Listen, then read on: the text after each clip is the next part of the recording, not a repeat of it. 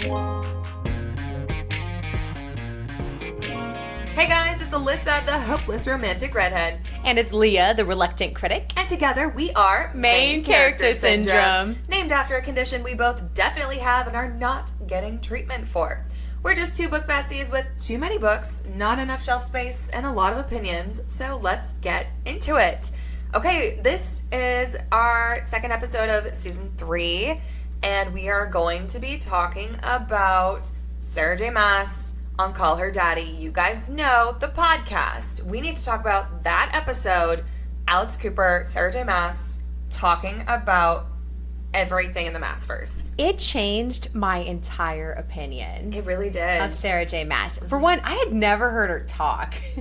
I didn't even know what she sounded like. She's a girl. She sounds like I would be best friends with her. She sounds cool. And her voice, I don't know why. I expected her to have a bit more of like a womanly voice because the photo in her books, she looks a lot older. She's 40, right? I think, yeah. Yep, she just turned 40. Happy birthday, Sarah. Happy birthday. I don't know what I was picturing, but that voice where it just sounds like your best friend was not what I thought it would be. Yeah.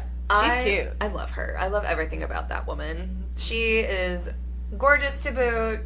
She's like, I have a lower register voice. She also has a lower register voice. So I feel like we're like, soul sisters. We could vibe. She could be on the podcast. She could be on the podcast. Sarah. We're not dropping hints. We're not Alex Cooper, but we love you just the same. So. Oh, we can interview. Yeah, we can. We've done it for years. Anyways, so the episode is titled The Wait is Over on Call Her Daddy. You can find that on Spotify, YouTube, all the places you get podcasts. And it dropped on March 5th, and it is nearly 2 hours long.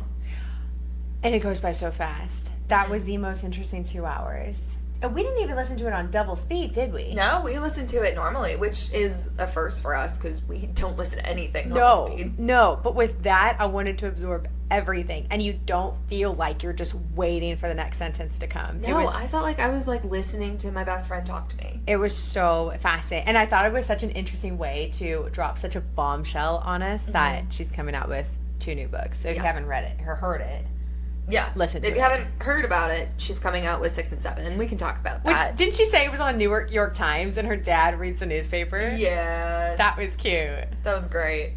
So it was kind of an interesting choice. Call Her Daddy isn't a typical book promotion, podcast. So, what does this say about where romanticy sits in pop culture? We can get to that in a moment. But first of all, spoiler alert for anybody who hasn't read A Court of Thorns and Roses, Throne of Glass, or Crescent City. There will be spoilers in this episode. I was not expecting some of them. Yeah. So there's not many Crescent City ones, but Throne of Glass. Do know that ACOTAR ties in with Crescent City. Well, I heard something about. Are we allowed to give spoilers here? Yeah, we're allowed. We just gave the spoiler alert, so spoil. No one told me that Aelin loses her powers. Oh, ooh, ouchie. That hurt to hear. Yeah, that I had feelings about, and I said that when we finished Kingdom of Ash, and you'll get to that part. Does Rowan keep his powers? Yes. There were reasons why Aelin lost her powers, and I don't know. Sarah, we'll talk about that. Sarah was answering questions in rapid fire at the end of the episode, and that was one of them, so we'll get into that. That was a shocker. But first, we're going to talk about that Instagram post. We all know the one. Sarah clarified that the notoriously messy handwriting on what we thought was maybe a 6 arrow 8, 6 through 8. It was just an arrow number combination. 8. It wasn't a code. It was just bad penmanship. It was just confirming ACOTAR 6 with an arrow meaning moving forward. Which is nothing really special about that. I think we kind of tailored this a little bit too much. I feel like everybody just and especially Taylor Swift fans, the crazy ones that will take anything this woman says and just make a mountain out of a molehill. Taylor will wear the color blue and they're like, oh my God, new album coming. Debut is coming. When she wore green to the iHeart Music Awards. Yeah. I don't know. I think we can go a little bit overboard with it. There are only so many. Well, then again, with Taylor, her Easter eggs are probably literally everything. They do mean something. They do mean something. Everything means something. I understand Rebecca Yarros loves Taylor Swift and she likes Easter eggs. Don't get me wrong. But I not don't- everything that woman says and does needs to be scrutinized under a microscope. I don't think they have the time for that many Easter eggs. They're too busy writing these worlds. Yeah, they need focus. to get busy writing these books so we can read them, especially book 4 of Fourth Wing. I need that in my hands yesterday. Like a month ago. A month ago. I'm still not over that heartbreak. Yeah. If you haven't read Onyx Storm, we won't tell you anything more, but go read it. It left me very hungry and very sad. Yeah. Not hungry because of food, like hungry for more. Yeah, hungry for more. I mean, always food, but... Always food. Okay. So we get into the book 6 and 7 announcement, this is different. So Sarah announced there will be 2 ACOTAR book releases coming in the next year. Book 6 on October 27th and book 7 on January 12th. When she started writing the next installment, she realized that the first part alone was over 400 pages. That's part 1. And the full story would have been physically impossible to bind and glue in one book. Which so I need to compare. Because yeah, this book is crazy. She's holding Flame and Shadow from Crescent City. It's 838 pages. So if this one is 838 pages, why was a book 400 pages a problem? I still have questions. Well, that's because only part 1 was 400 pages, and there are 4 parts. Okay, I stand corrected. So yeah, Holy cow, Sarah! She split those, and instead of a traditional book, she's releasing one story told in 4 parts across 3 physical volumes. So part 1 arrives October 27th, and parts 2 and 3 in January. And then the 4th part, which has yet to be written, will follow at a later date. And she is working on part 4 right now. Yeah. She said in the podcast. Mm-hmm. So the total page count across all volumes exceeds 1,000 pages. And it's not a trilogy. She was saying that when you put this all together, it's one book. And that's very, very clear. I find that brilliant. It's brilliant, but is the formatting exciting or frustrating? I think it's both, but in a good way. Because I know a lot of people will talk about how Sarah J. Maas writes very long stories. I personally think they're worth it. I love reading them. I've never been bored.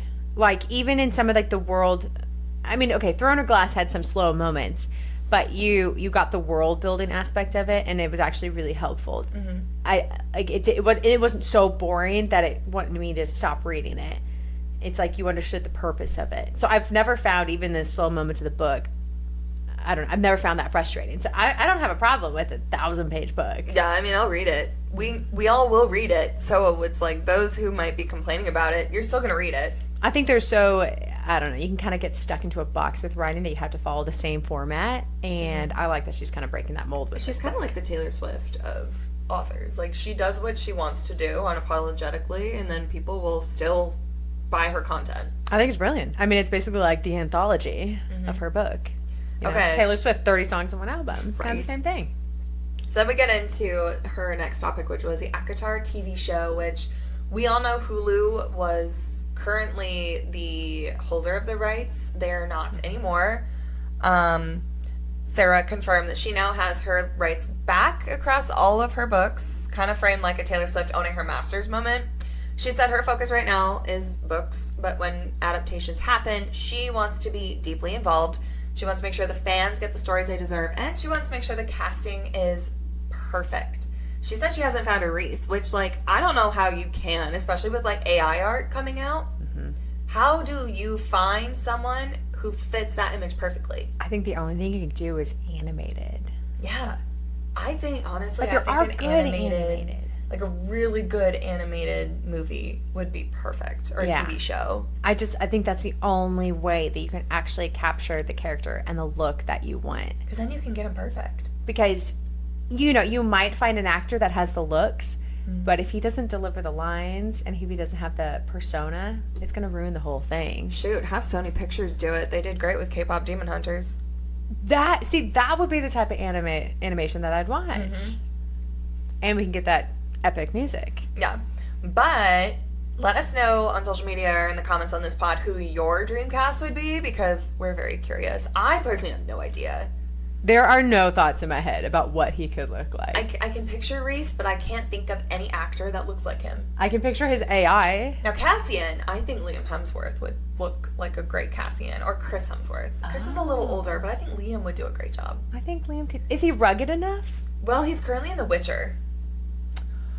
True. So I think so. True. But I always just kind of think of him, I don't know, he has such a soft face. I know, I always think of him as Gale. From Yeah, I Hunger think of Games, Gale. And I I'm think just of like Gale icked out every again. time. See, that was a love triangle that I did enjoy. Although I was never Team Gale. I was never Team Gale, but I did like that love triangle. But I did love that. That was a love triangle done well. That was the first time I ever rooted for the blonde. Yes. I think there should be more blondes. I love a opinion. good. I mean, maybe it's just because I have blonde hair, but I want to see more men in books with blonde hair. I think Damon Salvatore ruined me for blonde men. Understandably. He's just the dark hair, the tall, the gorgeous, the brooding. I can't get enough. I can't really say too much because I'm also engaged to a dark-haired, brown-eyed guy. See? So. Even I never went for the blonde. If it ain't broke, don't fix it. Yeah, it was. I definitely had a type. So Sarah also talked about mental health and a dark period in her time, in her life, as she was writing ACOTAR. She shared that in the fall of 2019, she was in a very dark place, and she knew she needed to seek therapy. And she began writing A Court of Silver Flames when she was going through this. And it directly shaped Nesta's arc, which when you go back and read Silver Flames, it makes so much more sense now. This is like a meaningful moment because it's like talking about how her own healing journey found its way onto the page.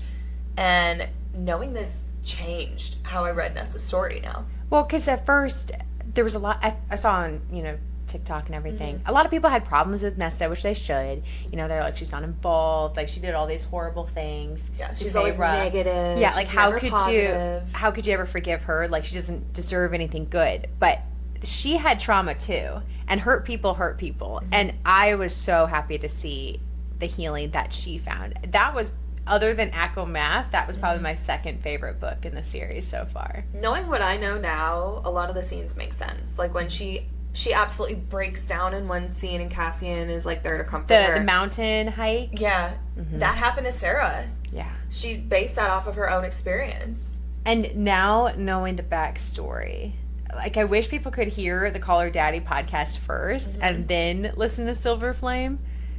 But, I mean, I know they'll give away a lot. Yeah. Unfortunately. It would. But honestly, it really changed my view of Nesta. I really like her a lot more. I think she's kind of a badass. She is a badass. Now, I don't feel like climbing 10,000 steps would be that difficult. You're going down. That part I did not quite grasp. I'm like, you're going down. You're not going up. Yeah, but when you go up, girl, that's not fun. Okay, going up is not fun. But, going down 10,000 steps does not seem like a task to me. Yeah. I also haven't done it, but we'll see. So we'll next try. they talk about, speaking of Silver Flames, we all know I personally hated the pregnancy trope with Feyre and Rhys. I don't like a pregnancy trope in fantasy, especially if there's a battle involved or any kind of danger. I'm like, a child does not belong in this. But it makes sense because Sarah likes to talk about the real world things. She didn't want them to just live happily ever after, have a child, and then bang, bang, boom, the story's wrapped up. Yeah, we have a baby and all's good. Yeah. And she also put her own experience into this as well because she had a traumatic birth experience with her first child. It was like a rushed C-section. She attributed it to an incompetent doctor who did something super lazy and left her both physically and emotionally scarred and robbed her of autonomy in her birth plan. So that was hard to listen to. I really appreciated that she spoke on it because so many of my friends have had traumatic birth stories. And the more I hear about them, it doesn't scare me away from ever wanting kids in the future. But I'm like, these are conversations that you need to have, with your husband or whoever before you go into that. So they're prepared. So I really like that she's advocating for moms.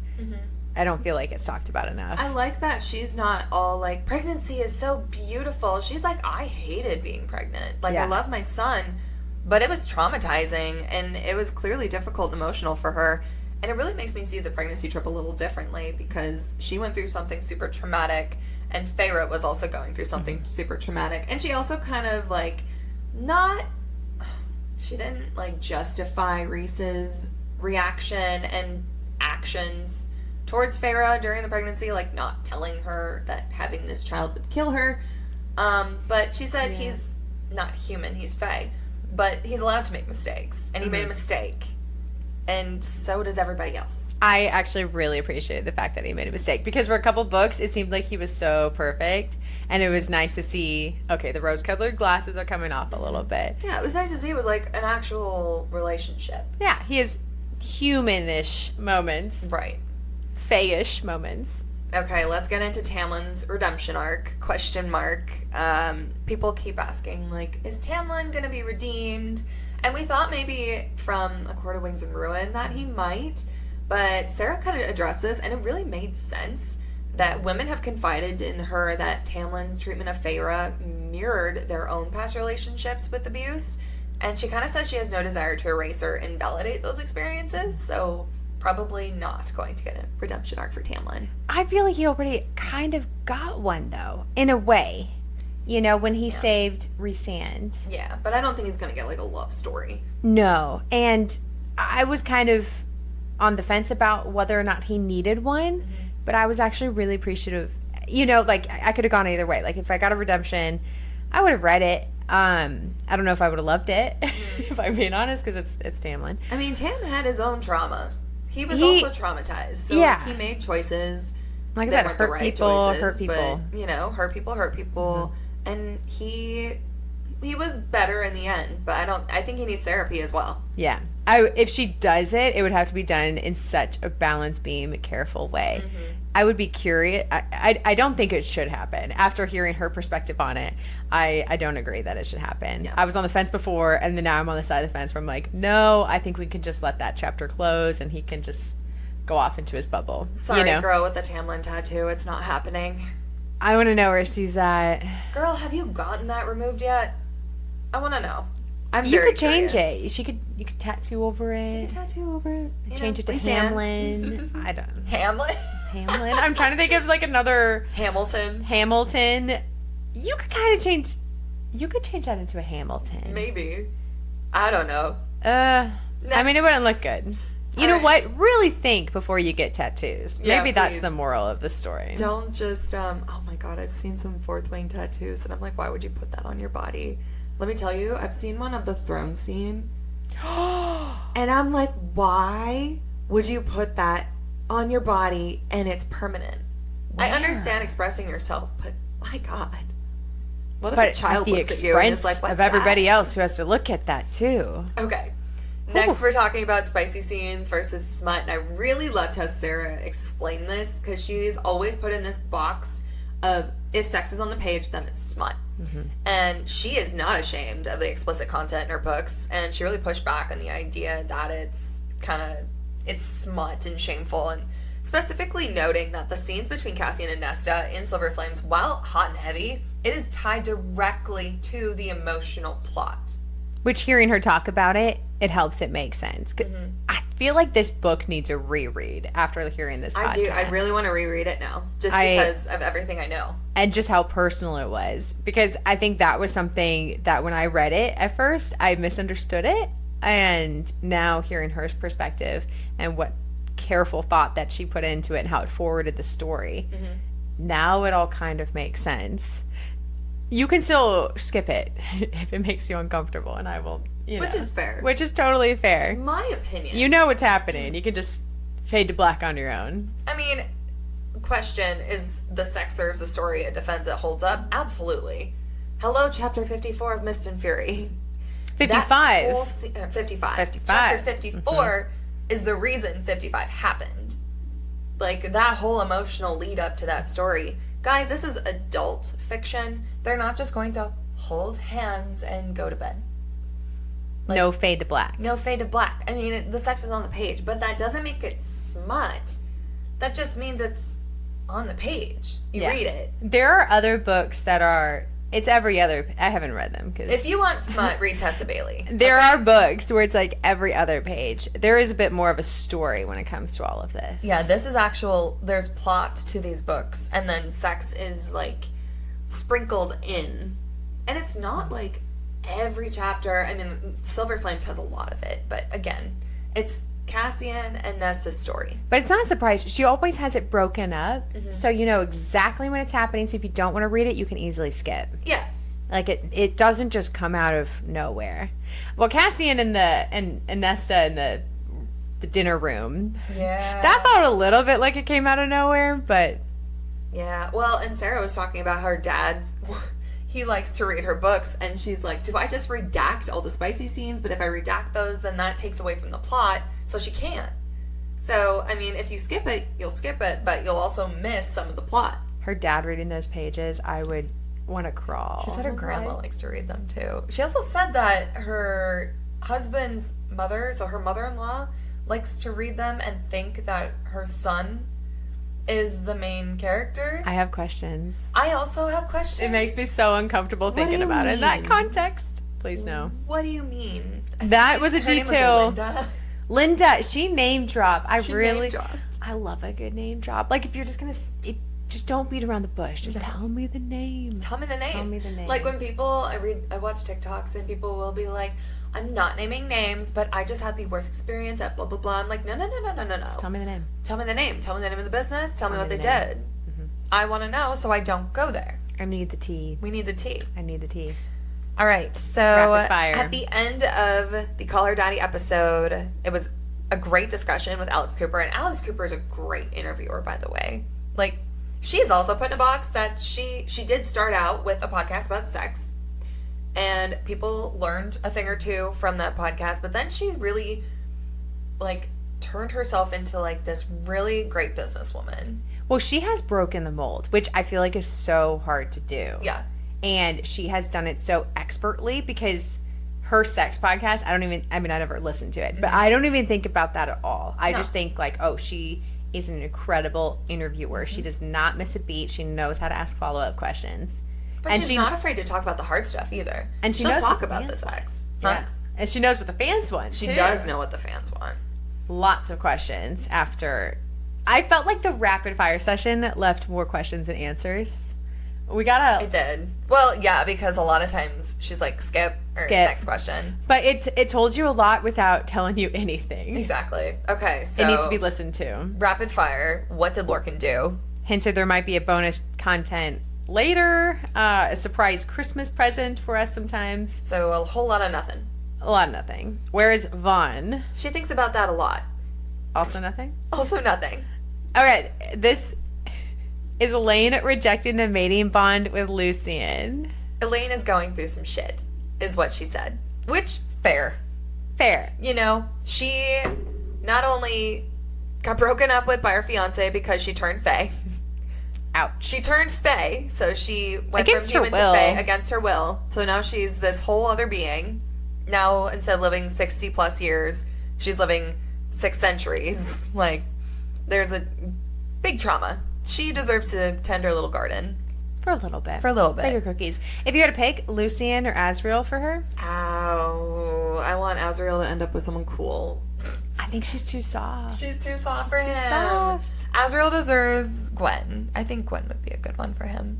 Yeah, I kind of want her and Lucien to actually be a thing. I mean, Lucien's not my favorite character either. They're both kind of wet blankets. Yeah. But I'd like to see said. more of that be explored. I don't know. Let's dry out the wet blanket. Yeah. Let's just give them a little bit more character depth. Like, yeah, Elaine stabbed Highburn, but that's about it. I wish that was hyped up a little bit more. Yeah. I wish there was a bit more lead up to that moment. Okay. Elaine needs something. So, yeah. Short answer, Elaine is going through some stuff, and she needs therapy. Yeah. So, next one, you won't understand this because you haven't read Crescent City yet. Is the settling the same as or similar to the drop? And she said skip. So. Don't know what that means. Also, do not know what this means. Why are there otters in Crescent City? Why not? They're cute, is what she said. I love that. I don't know anything about it. I love otters. This is not a spoiler for Crescent City. It's just like they're little messengers instead of mail. They mail by otter. It's so cute. I have no other context other than that, but it sounds so cute. And I think they wear like little hats or a raincoat. See, that's brilliant. I I like can't it when remember. authors just sprinkle in like, oh, this is something I love. Like, Yeah. was it How I Met Your Mother? They have a pineapple in every episode. Yeah. Because the producers love pineapples. But like it doesn't have to make sense because it's fantasy. So And it's just fun. You can do what you want. It's just fun. Okay, so this was a spoiler that I did not want, but Why did Aelin have to lose her powers? So Sarah said taking away the magic doesn't take away from their strength. Which is a brilliant answer. But then I was reading a Reddit post. People were saying, why is it that the female main character always loses their powers, not the male main character? Why not the men, guys? Why not the men? So that's a topic for discussion. Okay. Will we ever see our Throne of Glass characters again? If my children let me sleep in past 5 a.m. How old are her children? I don't know. We might have a long Probably time to wait on that.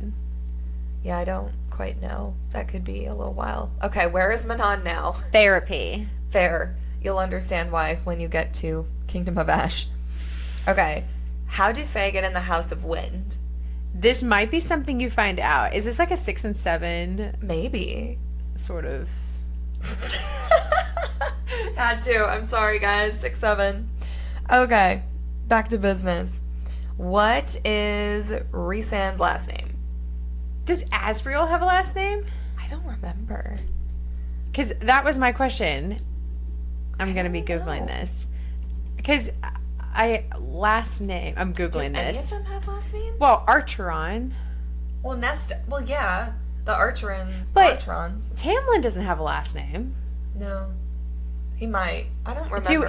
I don't think any of the Fae have last names. So is this like I didn't realize this was a big question that people had about. I did not have this question. This is not something I thought of. Because I think the only people with last names are the humans. But this was another one where, like, people are, like, tearing this apart because she's, like, not telling one he's one of one. And so everyone's like, what does that mean he's one of one? Does that mean he's, like, this magical creature? It's like, maybe. Well, don't they say he's related to someone in Crescent City? I've heard a theory about this. Yeah. Yes. I haven't read no, it yet. not Crescent City. Throne of Glass. They think he's related to Maeve Oh. because they're both, like, dark powers. I don't know. Who knows? Similar, like, look, I guess. I don't know. I might not be deep enough in that. Can you tell us about the Dusk Court? I have a lot of questions about the Dusk Court. And are you going to explore it in the next book? Next question. It's interesting. These are things you have to hear because the way she says it just, I feel like it tells you things without telling you. Yeah, you guys have to go listen to the podcast. It's I feel so worth it. 6 and 7 is going to be a prequel. That's my theory. A prequel. A prequel. That's a long prequel. I mean, how old is Rhysand? That's fair. You know, I don't know. That's my theory. Is She that won't it's a say what it's prequel. about. She won't say who it's about. She won't say what the plot is. She's very tight-lipped about this. My theory is not about Elaine. I'm really hoping it's Asriel. I hope Az gets his, like, happily ever after. That's what I want. I could care less about Elaine. Yeah. She's just a little bit too vanilla for me. Except Okay. when she kills Here's Hagrid. another one that really got book talk going. Where did Bryaxis go? And then where do you think she went? Where does Fear go to hide? Where do you think she went? Everybody's like, oh my god, Bryaxis is a girl. It's like, wasn't she? I thought she was this entire time, but I guess it was like an it being. I don't know. I don't think I really tied it to anything. But with like Bryaxis and the way that she talked, it made sense that she was kind of like a sassy woman. Kind of sounds like woman. Now that I'm hearing it, Entity. I don't know. Bryaxis. Yeah, Bryaxis sounds like a woman. It does sound like a woman now. That was probably one of the names I didn't know how to pronounce out loud. Yeah. Okay, who is Mama Archeron, and is she a descendant of the Iron Teeth Witches? I've seen this thought about theory. this. I've heard this theory on TikTok a lot, on Book Talk. Really? Yeah. People specifically think that Nesta was a witch. And, Interesting. well, I mean, I guess they all would be, but that there is some tie-in to Throne of Glass and that they are descendants. I mean, I wouldn't put it past Sarah because she likes to intertwine her universes. Another thing on Bryaxis, there's a theory that Caltaine could be Bryaxis. Didn't Caltaine die? Yes, exactly. Sorry. She I don't like know. Well, no, we can give spoilers. we already here. gave spoilers. But she died in like Shadowfire. Oh. Yeah. So it could be Bryaxis, like this shadow being. I don't know. I like that theory. And like the attitude totally sounds like Caltaine.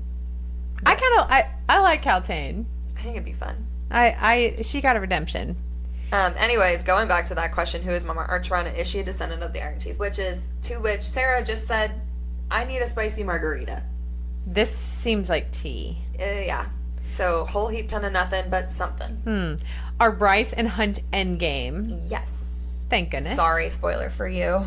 But, I mean, I figured. It's very obvious. Yeah, I figured. I mean, I have not read the book, but I've seen fan art, and I'm like, yeah, with the guy that looks like that and a woman that looks like that, like, yeah, they're definitely endgame. Facts. Okay, you also don't know this one. Are Reese and Rune related? And is Maeve related to them? Okay, so Maeve is Throne of Glass. Rune, I'm assuming, is Crescent City. Yes. Yep. Somehow when I think next question, I feel like avoidance is a yes. Yeah, exactly. Yeah. I'm like, okay, this is going to be explored later.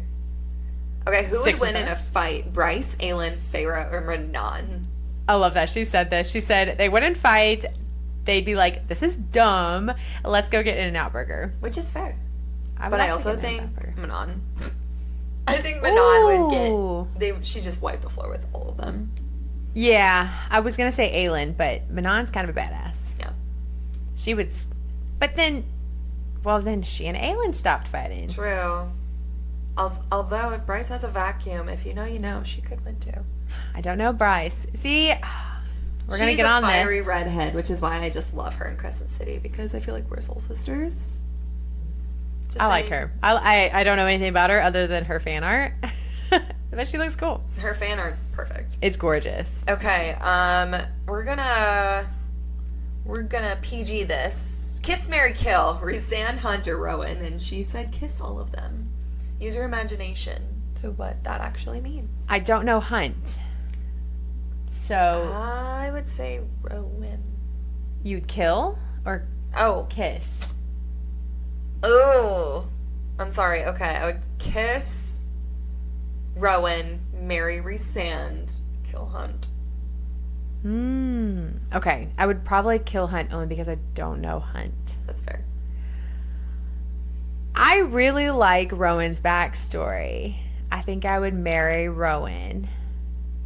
And then kiss Rhysand. Yeah, that's true.